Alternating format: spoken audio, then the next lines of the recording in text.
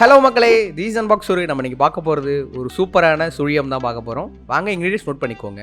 கடலப்பருப்பை ஒரு 4 மணி நேரம் ஊற வச்சு ஒரு விசில் விட்டிங்கன்னா இதே மாதிரி பார்த்து நமக்கு கிடைக்கும். நல்லா மசிஞ்சு வர மாதிரி இருக்கும். இதுதான் பதம். நெக்ஸ்ட் நம்ம அடுப்பு பார்த்து வச்சுட்டு தேங்காய் வறுக்க போகிறோம். ஒரு மூடி தேங்காய் நான் துருவி வச்சுருக்கிறேன். அந்த தேங்காய் நல்லா வறுத்து எடுத்துக்கணும். ஒரு கோல்டன் ப்ரௌன் கலர் வந்தால் போதும். அவ்வளோதான், இது முடிஞ்சிருச்சு. நம்ம நெக்ஸ்ட்டு கடலப்பருப்பை வேக வச்சுருக்கோமே, அதனால் வதக்கி எடுத்துக்க போகிறோம். நம்ம எந்த அளவுக்கு வதக்கி எடுத்து ஈரப்பதம் போகுதோ, நல்லா மணலாக கிடைக்குதோ அந்த அளவுக்கு நமக்கு ருசியாக இருக்கும். பூர்ணம் ரொம்ப சாஃப்டாக கிடைக்கும் சாப்பிட்றதுக்கு. நான் 1 கப் நாட்டு சக்கரை எடுத்துருக்கேன். அதனால் தண்ணியில் கரைச்சிட்டு பாகு ரெடி பண்ண போகிறோம். நாம் நல்லா பாகு ரெடி பண்ணுறதுக்கு ஒரு டிப்ஸ் என்னென்னா, மீடியம் ஃப்ளேமில் வச்சுக்கிட்டு நல்லா நம்ம சுண்டி எடுக்கிற வரை வச்சுக்கணும். அப்போ நெய் ஆட் பண்ணிங்கன்னா நமக்கு சூப்பராக சுண்டி வரும். ஒரு கம்பி பாதத்துக்கு வச்சா போதும். இப்போ நமக்கு பாகு ரெடி ஆகிடுச்சு.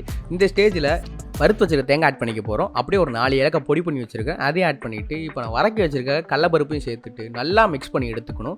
ஃபஸ்ட்டு இனிஷியல் ஸ்டேஜில் நமக்கு கொஞ்சம் லிக்விடாக வர மாதிரி தான் இருக்கும். ஏன்னா சக்கரை கரைச்சல் தேங்காய் எல்லாம் போட்டிருக்கிறதுனால கொஞ்சம் லிக்விடாக இருக்கும். அதாவது தண்ணி பதத்தில் இருக்கும்.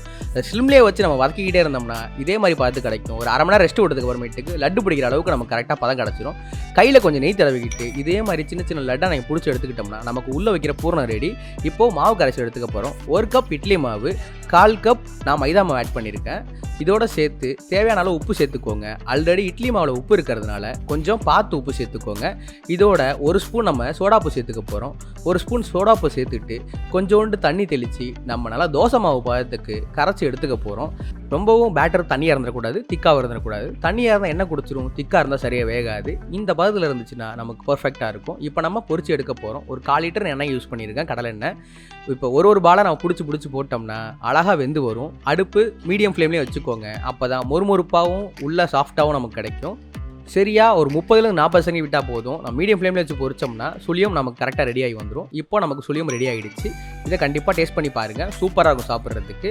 வீட்டில் இருக்க பொருட்களே வச்சு ஈஸியாக ஒரு டிஷ் பண்ணலான்னா அது சுழியம் ஒன்று தான். கண்டிப்பாக செஞ்சு பாருங்கள். செஞ்சு பார்த்துட்டு உங்கள் ஃபீட்பேக் கமெண்ட் செக்ஷன் சொல்லுங்கள். அதோட சப்ஸ்கிரைப் பண்ணிவிட்டு பெல் பட்டன் அமைக்கி விட்டுருங்க. லைக், ஷேர், சப்ஸ்கிரைப் அன்பாக்ஸ் ஒரு. See you guys in new video. Bye bye.